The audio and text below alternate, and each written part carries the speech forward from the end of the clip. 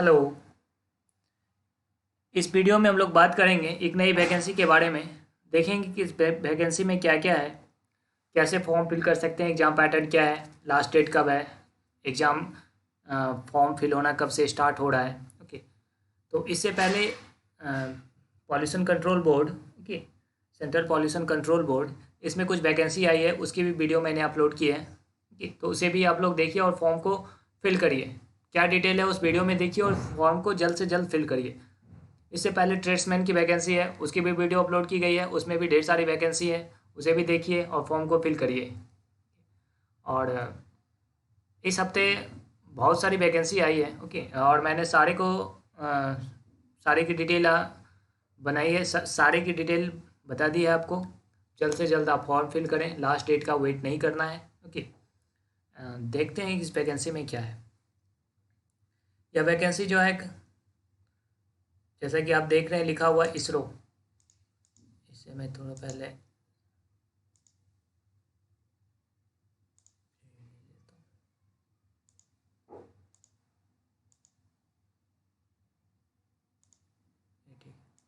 क्या है, इसरो, इसी की वैकेंसी है। तो देखते हैं क्या चीज़ की वैकेंसी है। Technical assistant mechanical, total post 15।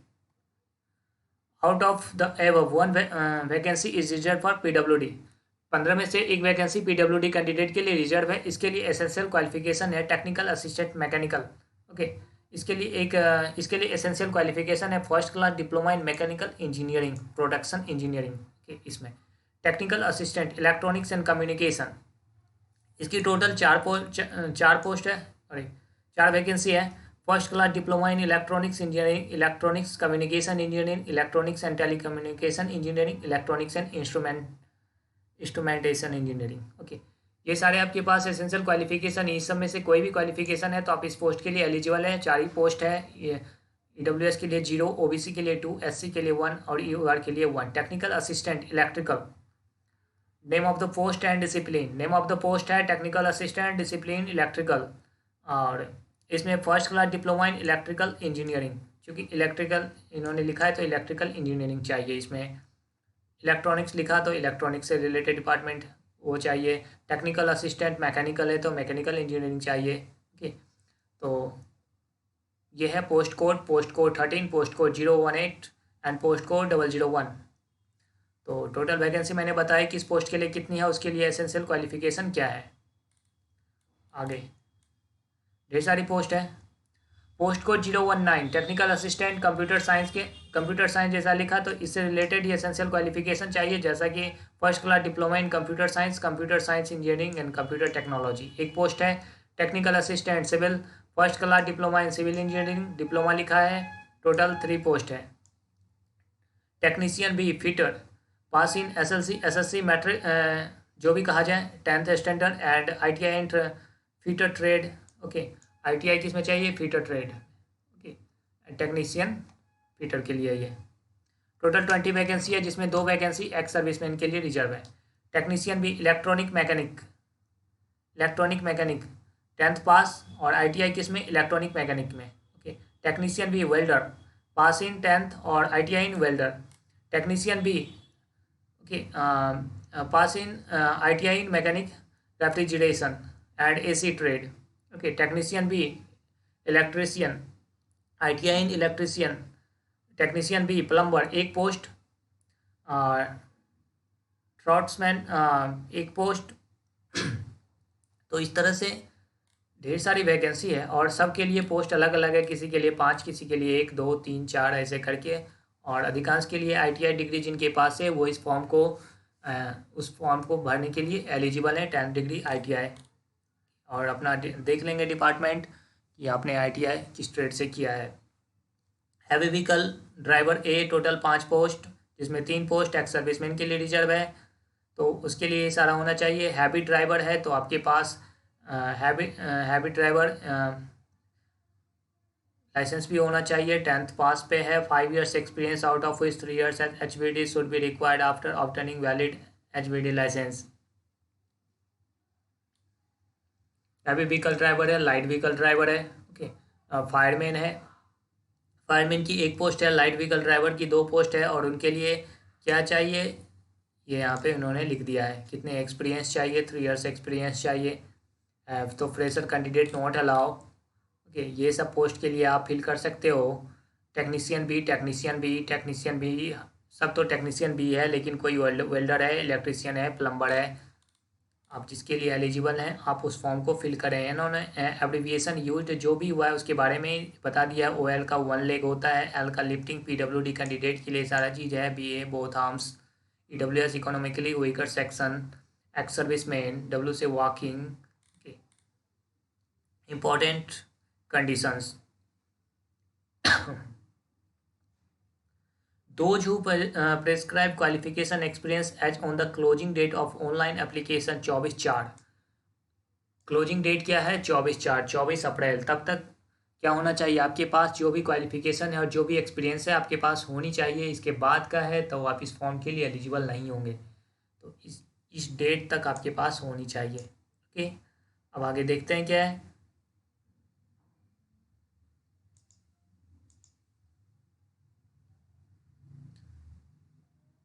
और थोड़ा सा जूम कर लेता हूँ, ठीक है। The following conditions are applicable with respect to experience prescribed for the post of heavy vehicle driver A post code 010 and light driver A post code 030। तो इस पोस्ट के लिए लाइसेंस मांगा गया है ना, एक्सपीरियंस भी मांगा गया है 5 ईयर्स का। ओके, तो उसके बारे में इन्होंने बताया है। अब आगे देखते हैं। फिजिकल फिटनेस स्टैंडर्ड, इसमें फिजिकल तो होगा ही। तो फिजिकल फिटनेस स्टैंडर्ड क्या है? पोस्ट कोड 008 में कौन सा पोस्ट है आप देख सकते हैं यहाँ पे, फायरमैन का पोस्ट है, और जिसके लिए वैकेंसी है 1, और वो वैकेंसी है UR की। ठीक, और देखते हैं कि उसके लिए क्या है। ये height minimum 165 centimetre, Gorkhas hill tribes SC/ST के लिए 160, women and transgender 155 centimetre. Okay, parameter है ये सारा दिया हुआ। And minimum weight 50 kg, 46 kg and 43 kg। Body mass index, waist to hip ratio, chest on expedition, okay, chest expansion. तो ये सारा, हियरिंग क्या होना चाहिए, हार्ट साउंड कैसा होना चाहिए, ECG का क्या होना चाहिए, नियर विजन, डिस्टेंस विजन क्या क्या होनी चाहिए। डिस्टेंस विजन जैसे इन्होंने लिखा है 6/6 विदाउट ग्लास और any other aid in each eye, आपका विजन 6/6 होना चाहिए। ये सारा है पोस्ट कोड 8 यानी ओके फायरमैन के लिए। रेस्पिरेशन यानी कि आपका बॉडी पूरा क्या होना चाहिए, नॉर्मल होना चाहिए, कहने का मतलब ये है। Presence of any of the following will be disqualification. आपके पास मेडिकल स्टैंडर्ड को फुलफिल नहीं करेंगे, ये सब में से कुछ भी होगा तो आपको क्या कर दिया जाएगा? डिस्क्वालीफाई कर दिया जाएगा, आप इस पोस्ट के लिए एलिजिबल नहीं हो पाएंगे। Age on 24/4/2023 the applying the above post is 18 years, minimum age 18 years. Okay, the maximum age limit prescribe for the post of fireman A post code 008 is 25 years and the maximum age limit prescribe for all other post is 35 years age on 24/4/2023। Minimum age 18 years, यदि आप 18 साल के हैं और आपके पास इससे जो भी अर्हता मांगी गई वो आप पूरी करते हैं तो आप इस फॉर्म को अप्लाई कर सकते हैं। और मैक्सिमम एज जो है फायरमैन के लिए वो 25 साल है, बाकी सारे पोस्ट के लिए जो है वो 35 साल है एज ऑन 24/4/2023।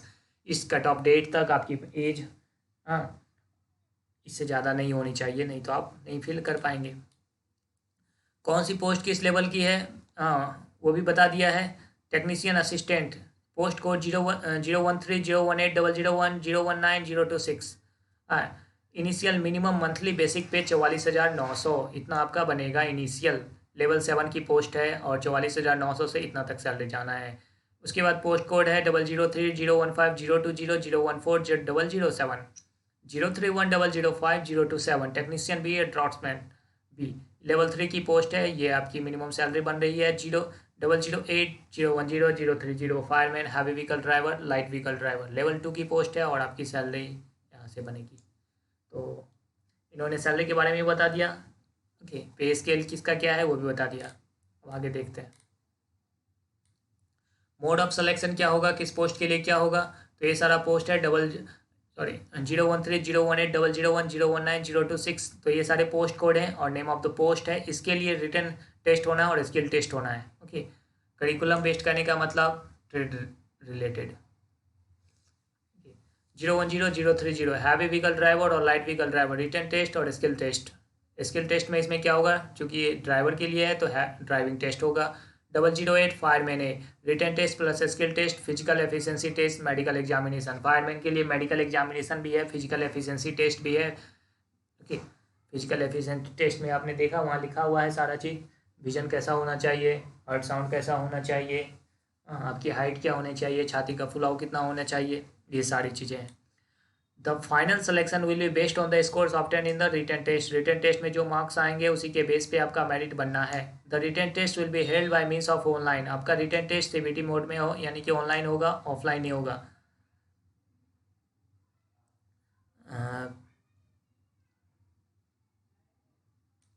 इन्होंने साफ कर दिया है, skill test shall not be considered on final selection. Skill test में जो आपके मार्क्स आएंगे वो फाइनल सिलेक्शन में ऐड नहीं होंगे in case of in Etah and written test. ये सारा तो syllabus for written test, written test का इन्होंने सिलेबस लिखा है। The syllabus for written test for technical assistant, technician B and draftsman B. Post code दे दिया है, उनके लिए एकेडमिक सिलेबस क्या होगा लिखा है। The written test shall be comprise of 80 minute, choice question will be duration of 90 minutes, यानी कि 1.5 घंटे का पेपर होना है 90 मिनट्स का। ओके, और इसके लिए 90 मिनट्स में आपको 80 मल्टीपल चॉइस क्वेश्चन दिए जाएंगे। एमसीक्यू बेस्ड 80 क्वेश्चन होंगे और 90 मिनट टाइम दिया जाएगा, यानी कि 1.5 घंटा। 1/3 negative marking, 0.33 marks negative marking है। 1 marks will be awarded for each correct answer. एक प्रश्न के लिए एक आंसर दिया जाएगा, यानी कि 80 मार्क्स का टोटल पेपर होगा। और लेकिन नेगेटिव 0.33 मार्क्स है। आप एक क्वेश्चन गलत करते हैं, आपका 0.33 मार्क्स डिडक्ट हो जाएगा। Applicant has to secure 32 marks out of 80 marks for passing the written test. आपको यदि रिटन टेस्ट पास करना है तो आपको मिनिमम 32 मार्क्स लाने होंगे, वेरी वेरी इंपॉर्टेंट। यदि आप नहीं लाते हैं तो आप डिस्क्वालीफाई हो जाएंगे, आप पास नहीं करेंगे। ओके, और कट ऑफ तो कुछ और ही जाएगा। ये तो आपको आगे बने रहने के लिए मिनिमम इतना लाना ही लाना है। Passing marks for applicant belonging to reserve category in technician B and draftsman. Reserve category के लिए 24 मार्क्स है, बाकी के लिए 32 मार्क्स है। 80 में 32, 24। Negative marking 0.33। सारा चीज़ डिस्कस कर दे रहा हूँ। आप जब भी वीडियो देखेंगे तो आप डायरेक्ट यहाँ पे देखेंगे कि क्या क्या पॉइंट आउट किया गया है। Okay, the syllabus for written test for fireman. Fireman के लिए क्या सिलेबस है, basic chemistry with reference to flammable liquids. चूँकि ये फायरमैन की पोस्ट है, यानी कि आग बुझाने कहीं कहीं लग जाती है, तो इससे रिलेटेड जो भी है LPG properties, relation between pressure, volume, temperature, area of triangle, rectangle, parallelogram, volume of cylinder, cone, shares, cuboid, properties of water, CO2, O2, H2O, inert gas क्या होता है, CO2, O2, hydrogen, okay, carbon dioxide, oxygen, ये सारे क्या क्या चीज़ होते हैं। Basic concept, the use of electricity and it's hazards, simple arithmetic class 10th base पे। बेसिक इंग्लिश आनी चाहिए, बेसिक इंग्लिश थोड़ा बहुत पूछा जाएगा। जनरल नॉलेज और करंट अफेयर। करंट अफेयर 4 से 5 महीने का आप देख के जाएंगे, और जनरल नॉलेज कोई भी एक बुक पढ़िए। बाकी ये सारा चीज़ जो है ये साइंस बेस, ये आपको आना चाहिए। The written test will be comprise 100 multiple choice question with a duration of 120 minute. 2 घंटे के पेपर होगा और उसमें 100 क्वेश्चन आपसे पूछे जाएंगे। और निगेटिव मार्किंग 0.25 मार्क्स है। और applicant has to secure 50% marks for passing, यानी कि 100 में आपको 50 नंबर लाना है रिटन टेस्ट में फायरमैन के लिए। और 0.25 मार्क है निगेटिव फायरमैन के लिए। 100 मल्टीपल चॉइस क्वेश्चन में 120 मिनट, यानी कि 2 घंटे। The syllabus for the written for heavy vehicle driver and light vehicle driver, इसके लिए फिर से अलग सिलेबस है। ओके, तो ये सारा है। चूँकि ये ड्राइवर से रिलेटेड है तो ट्रैफिक का ज्ञान होना चाहिए, ट्रांसपोर्ट व्हीकल का, मोटर व्हीकल का, ये सारा नॉलेज आपके पास होना चाहिए। इसके अलावा 15 question elementary English of 8th standard, साइनो एंटो, correct words, choosing appropriate given words and phrases to fill the blank sentence. English में आपके ये 3 चीज़ पूछे जाएंगे 15 मार्क्स के। 15 मार्क्स आपके पास 15 मार्क्स पूछे जाएंगे मैथ से, जिसमें addition, subtraction, multiplication, division, percentage, ratio, average. बहुत तो इनसे आपके क्वेश्चन बनेंगे, simple question. And general knowledge, general knowledge में कौन क्या है, states and capital in India, geography in India, general knowledge, current affair, ये सारा चीज़ आपका जनरल नॉलेज में आएगा। तो 20 क्वेश्चन जनरल नॉलेज से, 15 क्वेश्चन मैथ से, 15 क्वेश्चन इंग्लिश से, और बाकी 50 क्वेश्चन आप जिस डिपार्टमेंट में जा रहे हैं उससे, यानी कि हैवी व्हीकल ड्राइवर, ये जो है आपका पोस्ट है, तो इससे रिलेटेड 50 क्वेश्चन। और टेस्ट टोटल 100 मल्टीपल क्वेश्चन के लिए 2 घंटा टाइम दिया जाएगा। निगेटिव मार्किंग 0.25 है। Okay, and applicant has to secure 50% marks in part A and 50% marks in BCD। आपको 50% मार्क यानी कि टोटल 100 मल्टीपल चॉइस क्वेश्चन के लिए 100 मार्क्स, तो उसमें 50 मार्क्स आपका अपना जिस पोस्ट के लिए जा रहे हैं उससे, और बाकी जो भी हमने बताया GK, मैथ और इंग्लिश के 50। तो उस 50 में से 50% यानी कि 25 नंबर उसमें लाना है पार्ट बी में, और पार्ट ए में 25 नंबर लाना है। Passing marks will be relax by 25% for belonging to reserve category. Passing marks will be relaxed by 25%, और जो रिजर्व कैटेगरी के हैं उनके लिए क्या किया जाएगा, passing marks will be relaxed by 25%। The marks obtain in all 4 parts of the written test will be reckon for short listing skill test. और इसके बाद इसमें पास करेंगे तो आपको स्किल टेस्ट के लिए बुलाया जाएगा। Syllabus for skill test. Skill test का सिलेबस क्या क्या है वो देख लेते हैं। अभी तक तो हमने देखा एग्जाम पैटर्न, किस पोस्ट के लिए कैसा एग्जाम पैटर्न होगा। द सिलेबस, ये भी बहुत ही इंपॉर्टेंट है। The syllabus skill test for technical assistant, technician B and draftman B, ये सारा पोस्ट कोड है। इसके लिए क्या है, the skill test will be purely of qualifying nature. इन्होंने साफ मेंशन कर दिया है क्वालिफाइंग नेचर होगा, ये मेरिट में ऐड नहीं होगा। The skill test will be conducted for 100 marks.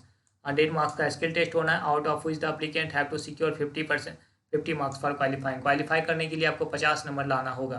Passing mark for applicant belonging to reserve category in technician B and will be 40 marks out of 100 marks.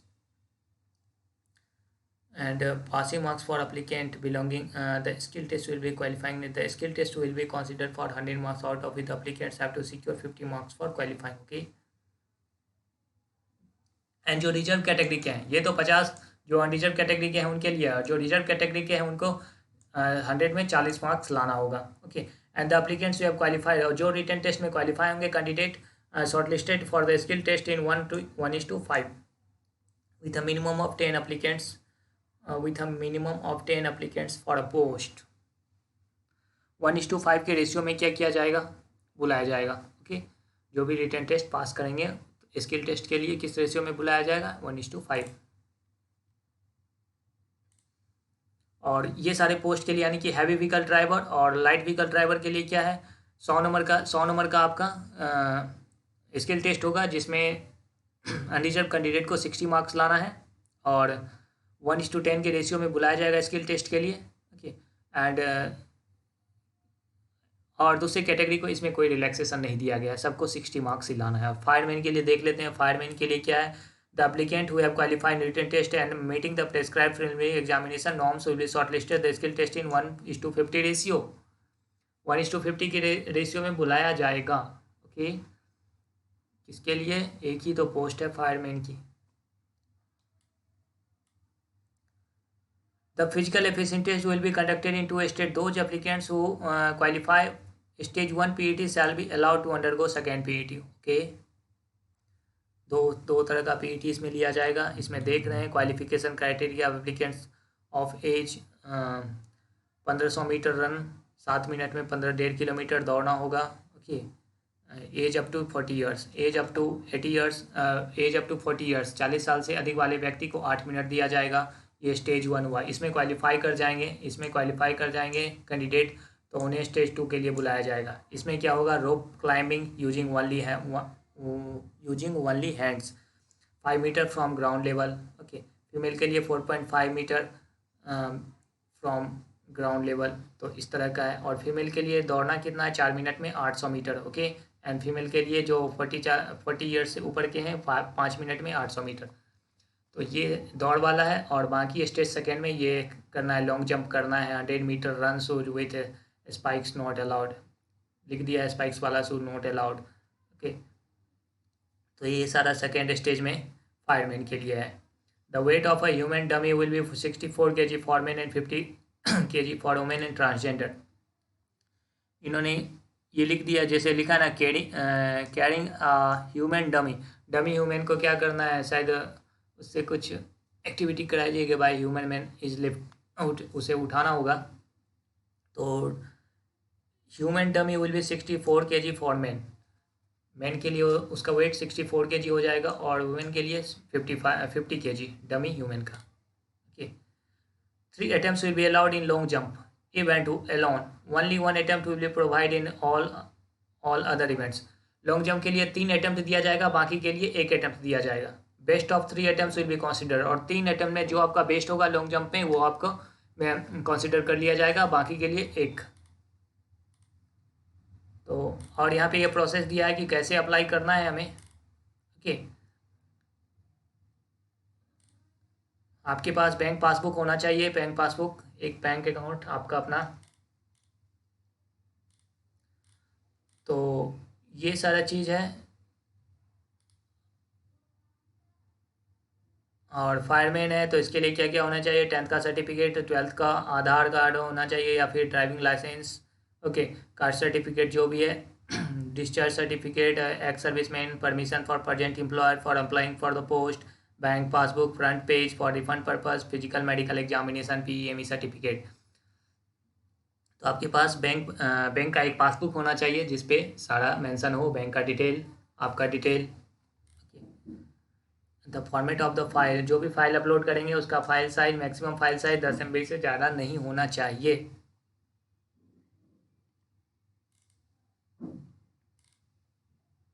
उसके बाद हाँ, फ़ी, यहाँ पे आकर के फ़ी आया है. टेक्निकल असिस्टेंट के लिए 750 रुपये, बाकी सारे पोस्ट के लिए 500 रुपये आपको पे करना है. इंटरनेट बैंकिंग है, क्रेडिट डेबिट कार्ड है. डेबिट कार्ड आप UPI यूज करिए या फिर आप रुपे डेबिट कार्ड यूज करिए. ओके, मास्टर कार्ड या फिर वीज़ा, इससे करेंगे तो आपको चार्ज लगेगा, इसलिए आप रुपे कार्ड यूज करिए या फिर आप UPI यूज करिए, भीम UPI इंडिया का अपना. तो ये है किसको कितना फ़ी लगना है. हाँ, इसमें कुछ पैसे रिफंड भी किए जाएंगे. Refund in the following rates will be granted only to such applicant who appear in the, जो एप्लीकेंट CBT एग्जाम में, इसीलिए ये बैंक पासबुक का डिटेल मांग रहे हैं. ओके, बैंक का डिटेल मांगेंगे. Refund of application fee, technical assistant के लिए 750 रुपया लिया जाएगा और बाकी सारे पोस्ट के लिए 500 रुपया लिया जाएगा, जिसमें आपको 400 रुपया क्या application belonging to fee exempted categories. Okay, exempted categories. Refund amount तो इन्होंने बता दिया है अदर एप्लीकेंट के लिए क्या है, रिफंड अमाउंट क्या है. Okay, and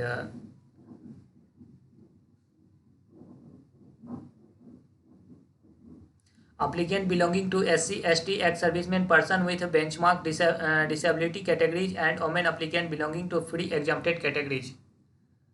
application belongs to free exempted category, आपके लिए बस इतना पैसा तो लिया जाएगा, लेकिन उसमें से अदर एप्लीकेंट के लिए, ठीक है, ये चीज़ है.